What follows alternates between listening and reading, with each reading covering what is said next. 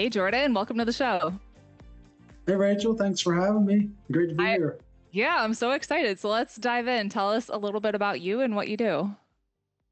Okay, so from Harrisburg, Pennsylvania. I joined the military right out of high school. Thought I was going to spend 4 years, ended up doing a career. Really, the areas I was working was in special operations and the infantry, but did 21 years. Moved back to Harrisburg area with my family in June of 2020, ended up retiring in 2022.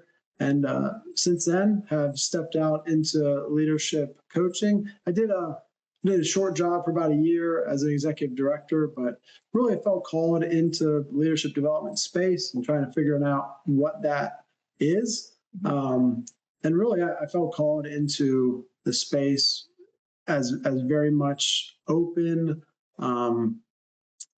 faith-based, for lack of a better term, really to promote Christ leadership as the real source, the truest source of great leadership. Because there's a ton of companies out there that do have great leadership training.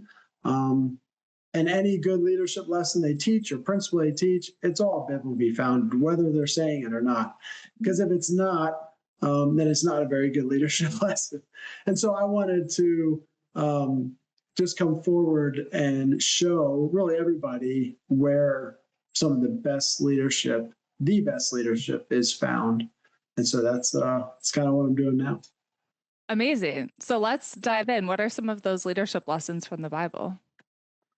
Oh my! So the book that we just released is a compilation of leadership lessons that we took from the four Gospels. So of course, in those lessons, we may reference other passages of Scripture, but each lesson is tied to a specific passage from one of the four Gospels. And the way the book's put together is we start in Matthew chapter 1, we go the whole way through John chapter 21, and we just do it like that, cover to cover, just picking out every time we read a passage, picking out a leadership lesson. And we were so committed that there can be a leadership lesson found in each passage that we were committed not to skip a passage. Your typical book like this might be a devotional. We're not calling this a devotional, but it might be a devotional. A lot of times there's a theme to the devotional and they might skip around. We didn't want to skip any passages. And we wanted to focus in the Gospels because Jesus is the greatest leader of all time. And so we should be focusing on his words, his example, and the situation surrounding his life. So it's not just about looking at where the red letters are, although that's the premise of the whole book. It's the situation surrounding those red letters, like his birth, his death, and how characters like the religious leaders and Judas Iscariot and Pilate, and how their actions and their words, some leadership lessons we can take from them as far as what not to do, how not to act, and then how Jesus's life, kind of shaped the different places he walked. So I always tell people if there's one thing to leave anybody with as far as a leadership lesson, really it goes into leading ourselves that we take from the Gospels. It's where Jesus tells us 3 times in Matthew, Mark, and Luke to deny ourselves. If we're to follow him, we must deny ourselves. And that is at the very heart of true effective leadership, is the ability of the leader to deny themselves because it's not about them. There's in the military, I've learned there's 2 main responsibilities for a leader. It's to accomplish the mission and it's to take care of the troops. And both of those, you need to deny yourself, deny your own desires, gratification, whatever you want personally, you have to deny that to truly accomplish the mission and take care of the troops. So how could we apply that to maybe a business leader, an entrepreneur? What are some ways that they might need to deny themselves? I think it's all really the same way. So deny yourself as far as, let's see here. we'll just start with the foundation of business. Like, who are you serving? Mhm. Okay, it's about all business is about adding value to somebody else in some certain way. So sometimes we need to deny maybe our ability to want to serve all people, and that's a admirable thing, right? But God has given us each a specific, unique purpose, and we can only really realize that when we deny ourselves and we submit to His will. He starts showing us, okay, this is exactly the area I want you to be working in.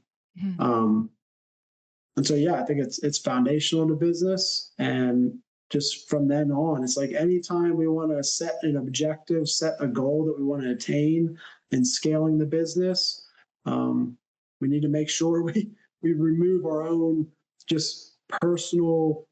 I don't just want to say personal because it's good to be driven, right, to set these goals, but we just want to take audit and make sure it's not some selfish gratification. Like, Mhm. if I accomplish this goal, who else is benefiting from it? Mhm. So, That's good. What can we learn about Jesus's ability to gain influence? well, going back to what I was just talking about serving and value to people, that's where he started. I mean, you think of if you want to put his whole life into a business model and say, all right, well, his business was to show up, save the world from their sin, but also begin a movement that, of course, has completely changed the course of history. How did he do that? Well, he first denied himself. He submitted um, his will to the Father, and he humbled himself to baptism. From there, the Spirit led him into the wilderness.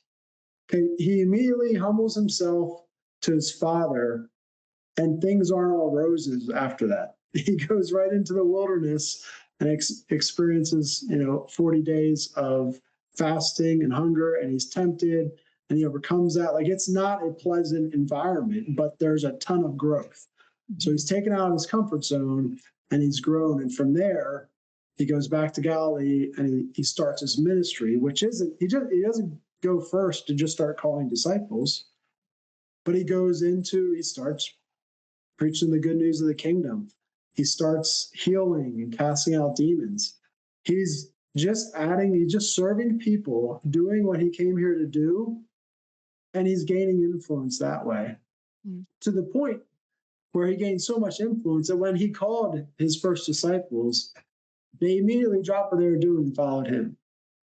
He pretty much gave them an offer they could not refuse, and that was follow me, because he had already proven his value to society, his value to the community.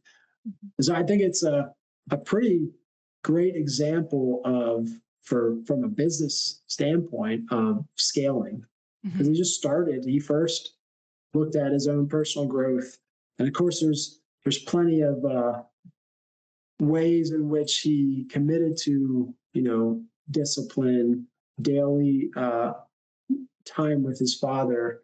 Um, but he committed to his personal growth and he just started serving people. Mhm. And then he started bringing together a team. Mhm.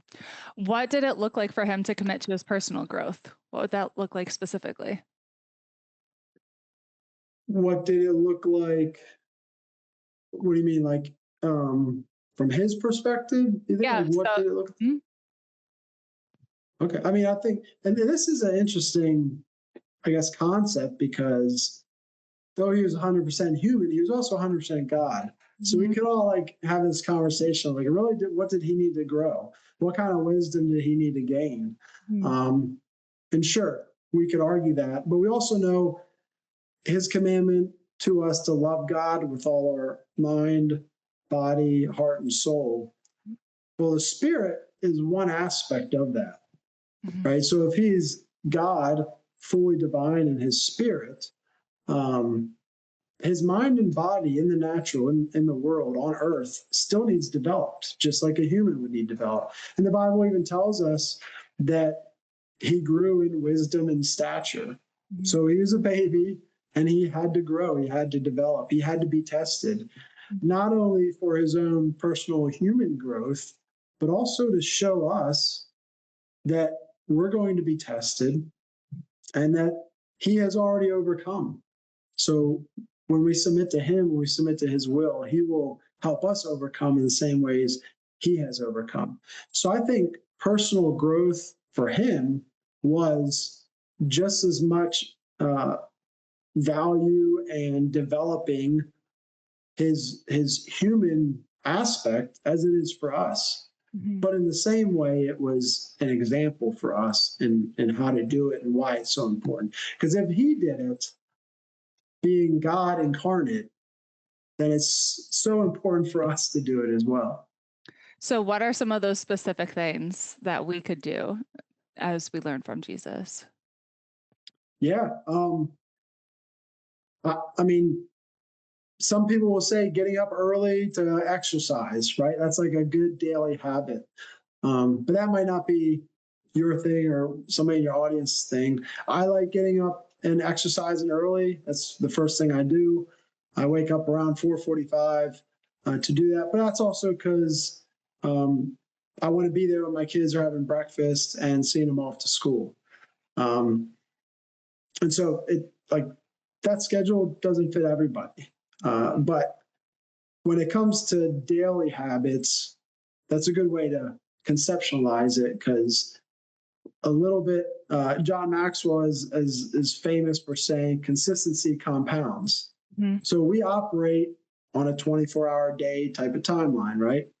And we have our weekends and we all have our days. So if we just use the day and think about what specific things do I want to grow? Do I want to get better at? Okay, well, how can I practice those things each day? Mhm. How can I take 10 minutes, take 30 minutes, and focus on that area? And then my consistency in doing that day in and day out will build me to that proficiency. So whether it's something related to your business, something related to your health, whatever the case, it's taking that daily habits each day. Um, certainly for scripture reading, some people it's hard not to let it become a check in the box because you don't want that either. So I would encourage if you are doing something like your daily scripture reading in the morning and it's for 10 minutes or whatever, have a small period of reflection to actually digest what you just recalled. Yeah, I like how you mentioned John Maxwell. I saw him like 11 or 12 years ago at a conference, and I remember he was talking about this. He was talking about his rule of five that he does every day. Yep. I do Yep. not remember all five because this was all, but I remember he said, every day I read, every day I write, every day I file. Do you remember the other two? Yep. Reflect. One of them was reflect. Okay. Yeah, read, write, file, reflect. Um, yeah, I forget the other one too. But no, I remember it's power five or rule five, he says. Yeah. Yeah, because I mean, the question was like, how does he write, over 90 books, close to 100 books? How has he sold millions of books? Like he has this incredibly successful Yep. career, and it's because of those small daily disciplines that he Hmm. did for himself.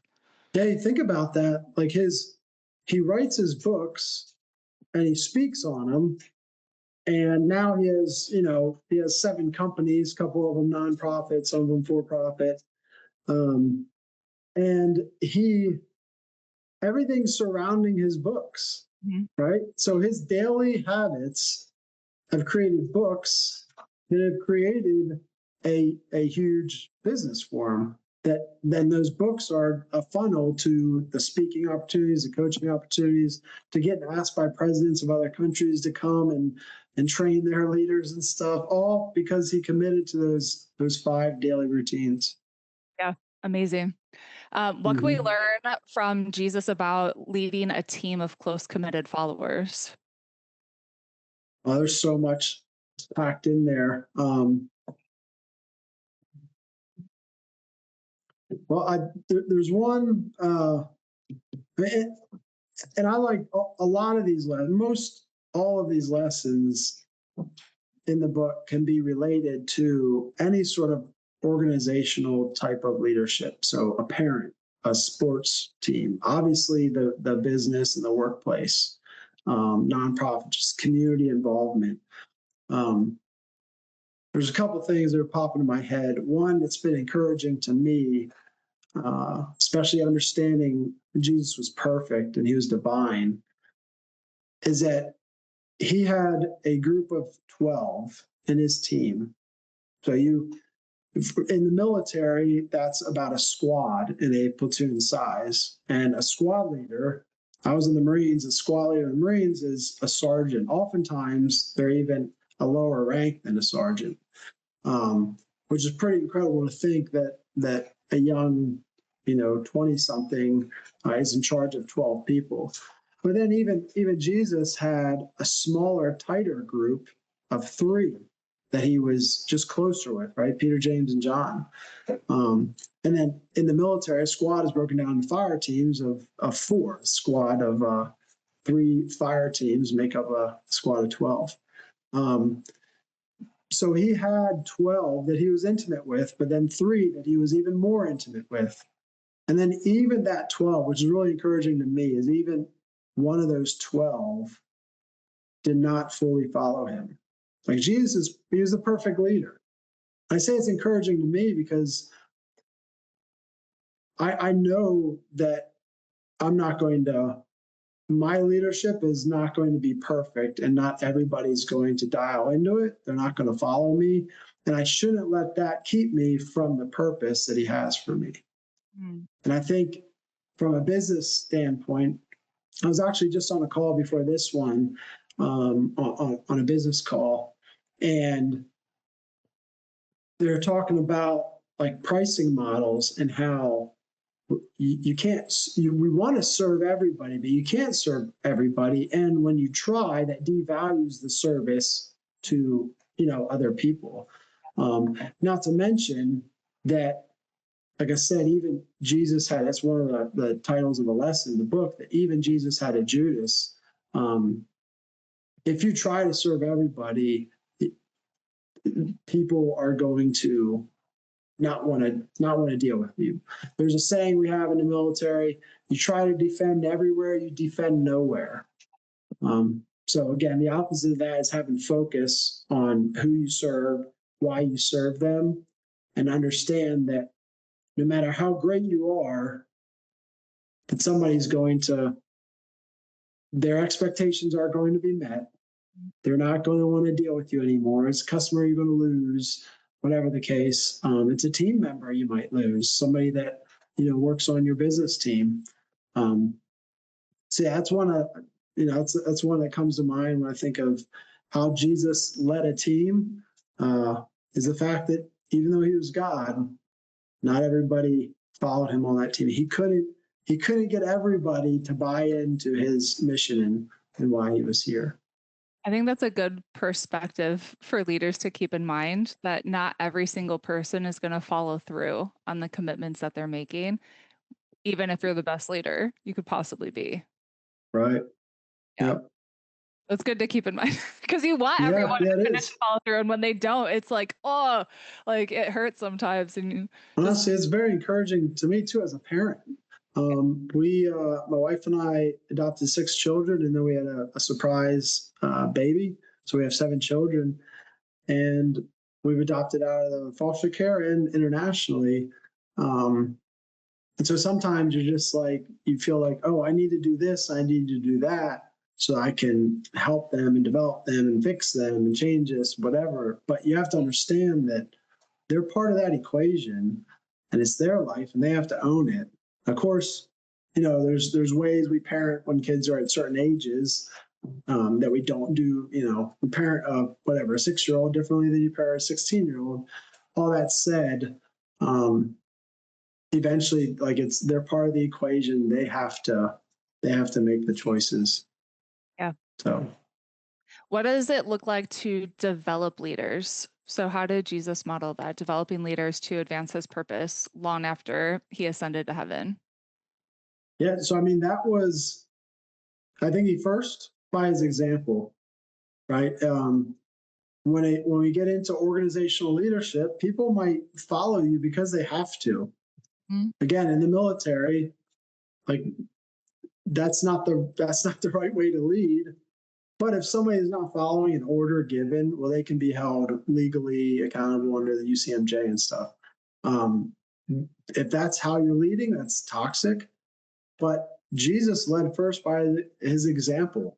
That's why he was able to tell a few individuals to follow him, and they immediately dropped what they were doing and followed him because they wanted to. They weren't. They were asked. They weren't coerced. He didn't have to coerce anybody. And then they spent right like 3 years with him. So there's plenty of times where he was, they're walking by, they're in a town where somebody comes to him and asks for some healing for, a daughter, a mother, or somebody. And there are several times where he brought a couple of people with him. Oftentimes it was Peter, James, and John. And I can only imagine the kind of mentorship that was there whenever he let them see what he was doing. And maybe the reason why he didn't bring everybody is maybe not everybody was traveling with him at the time, or the houses are small, so maybe not everybody can fit in. Right? There's tons of different reasons, but we clearly know that he was specific in his mentorship of Peter, James, and John. The developing, like just breaking bread together. He really did a lot of just the common things that we do with friends and family in developing them. He developed them through showing them his power in ways he didn't show anybody else, like walking on water or calming the storm, or feeding. You think of feeding the 5,000, right? And we know there's a lot more now when you add women and children. Who all was around him when he blessed the couple loaves of bread and fish, and then they started passing them out? Certainly not everybody saw that. It's not like they had a Megatron to show everybody, right? So it was only his disciples were there. And then whatever parts of the crowds of people that were there, the people far away in the crowd, they just were brought fish and bread. Like they probably didn't see where it came from, right? So he allowed them to see the miracles and things he did that other people couldn't even see. And yeah, it's just the day-to-day pouring into them, really, and not only pouring into them, but giving them opportunities to do exactly what he was doing. So he sent out 72 disciples in one passage. He gave them instructions on going from town to town and preaching the gospel and healing and casting out demons. He gave them, these instructions. So he's empowering his team to do what he came doing that nobody else could have done before. And then he prepared them. He predicted his death, I don't know, 3 or 4 times, and he got clearer with how it would go. First, he was like, I'm going to be killed and raise again. Then he got like more specific, like I'm going to be crucified, I'm going to be tortured. So he's preparing them for what's about to be coming. And then John like 15, 16, 17, the whole Last Supper and the conversations they were having around the table then, and then moving out to the Garden of Gethsemane and Jesus praying, I think is a phenomenal reading of how he's transitioning his disciples to continue this movement without him. Yeah, that's good. What about how leaders should not act? Things not to do. Things not to do.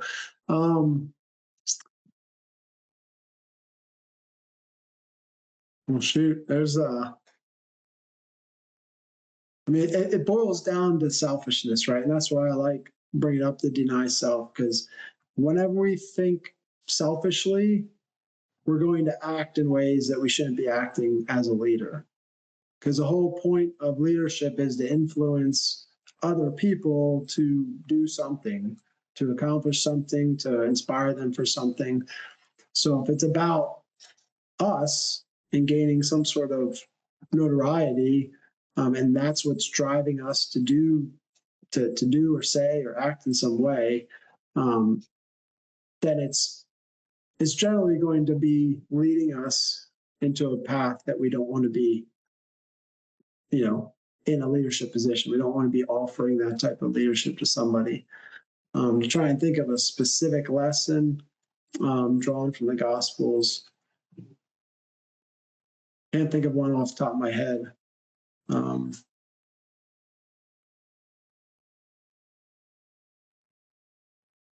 Yeah, but there are a lot of times whenever we look at those passages where the religious leaders are trying to trap Jesus, we're either looking at like how Jesus handled that. For instance, like he asked questions. Again, these religious leaders, they were focused on their own sustaining their own, power and status in the culture. They weren't focused on the things of God. If they would have been, and some of them were, like Nicodemus, Joseph of Arimathea, some of them were, and they saw Jesus for truly who he was, because they were focused on God's will and not their own. Yeah. Oh, that's good. Tell us about the nonprofit that you're running, fighting human trafficking. Yeah, thank you. So about 2 years ago, I was asked by another organization to manage a small mission in Uganda that they had just started this new initiative to counter human trafficking, and I accepted as just a little volunteer on my part, a couple hours a week, keeping in contact with the Ugandan director over there. Well, several months later, in January 2024, this was the only thing going for that nonprofit. They decided to dissolve. One thing led to another. An agreement with another nonprofit fell through. I just decided, like, look, I'll take it. I'll look for a long-term sustainability option for this, so it can continue with or without me. So I took that on last summer and been working since then to try to build a funding base.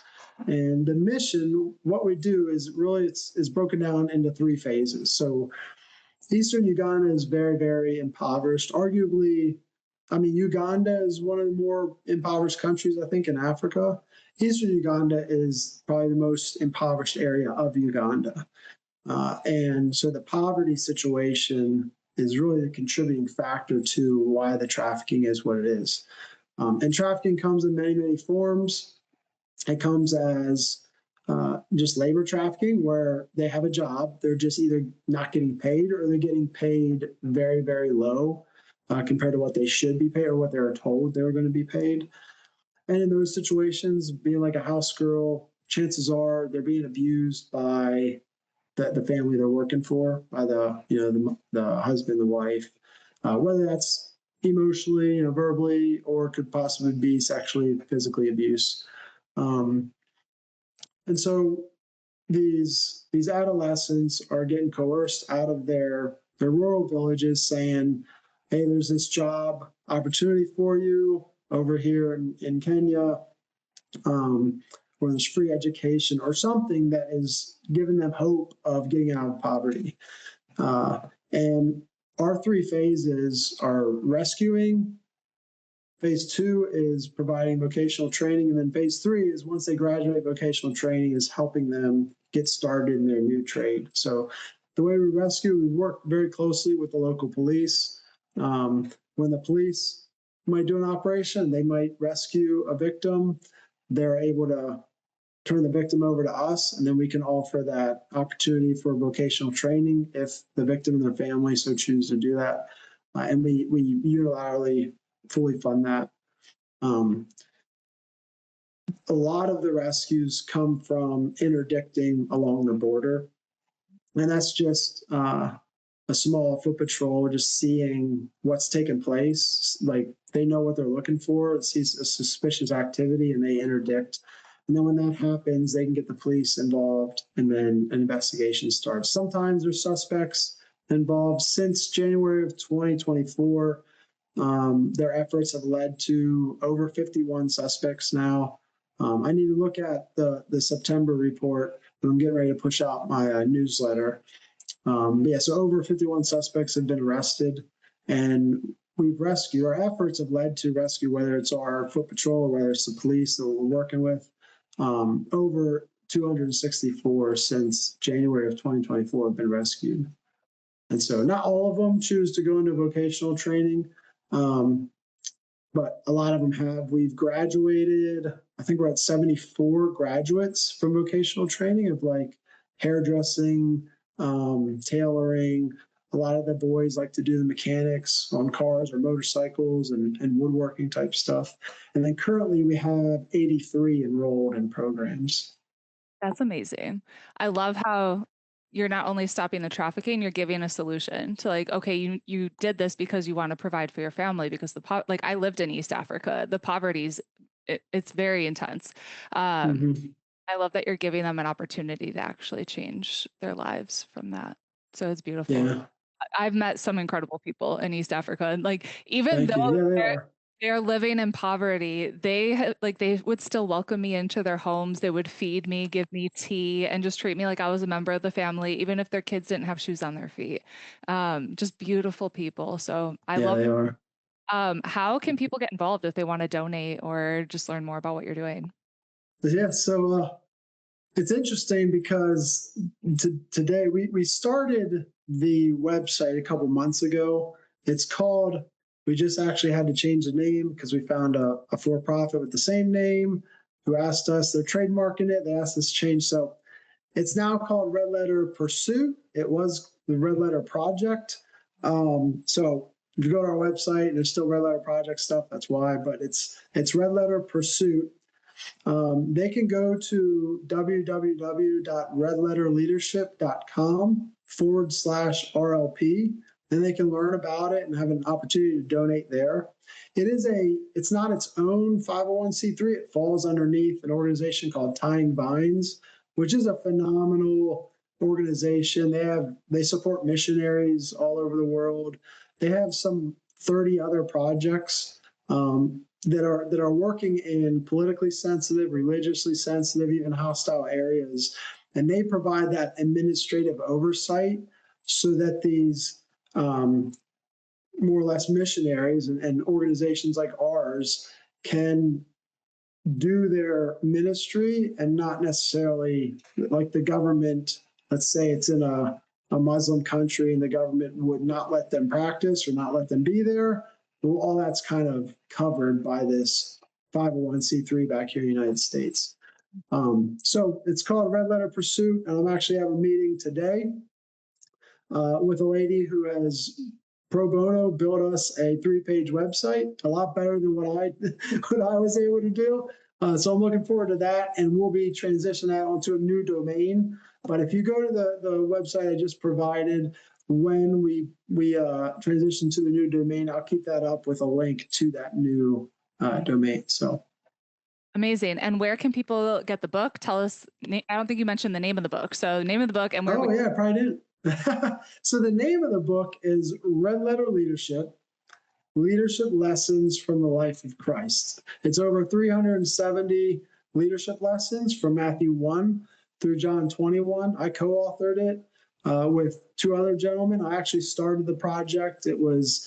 I committed as I started to kind of step out onto this entrepreneurship journey, wanting to teach, train, and coach leadership from right from the red letters. I said, well, one way to do this is to just put it out on emails. So every morning, 7 days a week, I started doing that. And after I wrote Matthew, I was able to get 2 gentlemen that were interested in helping me. And it was a great value add, not just to help me with the workload of it, but I think it adds so much value to what is now the book because of multiple perspectives.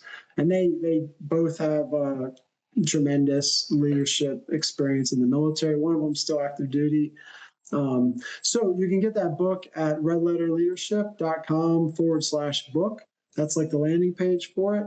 We offer 31 booklet devotion, 31 lessons in a little booklet people can download, kind of just try it out for a month, kind of preview it, see if they even want to spend the money for it. It is a little more costly than I had wanted, but we chose to print it in color because we wanted the red letters to stand out. And so we believe it's very valuable, and it's something that can be on your shelf for years to come. It's a great resource book as well as a read through book. Amazing. Jordan, I love that you were here, spent time with us today. I love what you're doing. It's just amazing and really inspiring. So I just pray that the Lord blesses your business, the book, the ministry, and everything that you have going on, and your family. So thank you so much for Thank being. you so much, Rachel. I really appreciate you allowing me to come on. Thank you.